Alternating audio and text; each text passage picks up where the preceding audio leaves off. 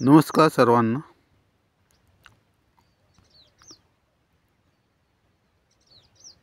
आज आपण देवाजवळ काय मागावे हे पाहणार आहोत. मागणे. संकटकाळी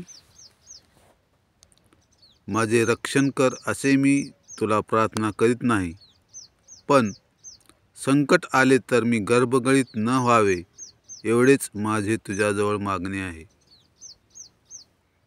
दुःखतापाने माझे चित्त व्यथित झाले असता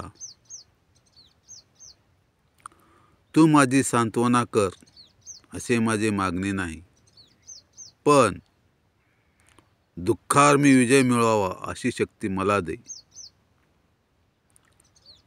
मला आवश्यक सहायता जरी मिळाली नाही तरी माझी हिंमत तुटू नये, माझे बळ क्षीण होऊ नये एवढेच मी मागतो.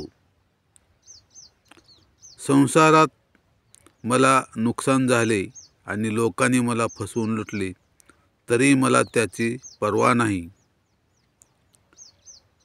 पण मी हिंमत हारून आता काय करू, माझे सर्वस्व गेले म्हणून रडायला बसू नये एवढेच मी मागतो.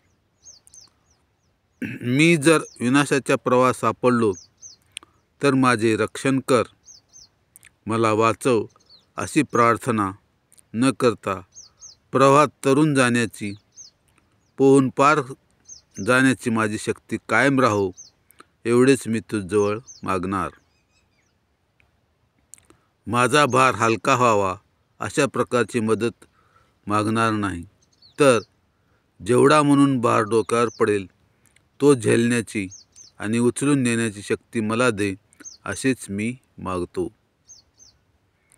सुखाच्या दिवसात गर्विष्ठ न होता नम्रपणे तुला मी ओळखावे आणि जेव्हा दुःखाची रात्र येऊन पडेल,